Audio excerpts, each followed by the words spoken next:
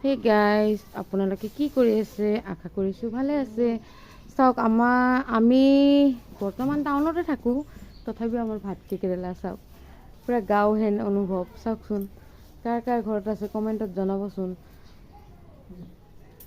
এই চাওক, আৰু আছে, দেখাই আছোঁ, চাই থাকক।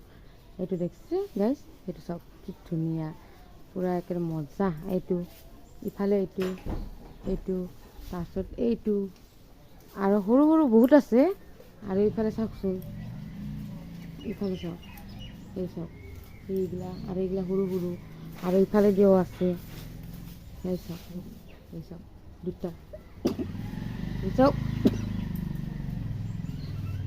দেখছে না গাইজ, কিমান ভাল লাগে ন চাই কেনে।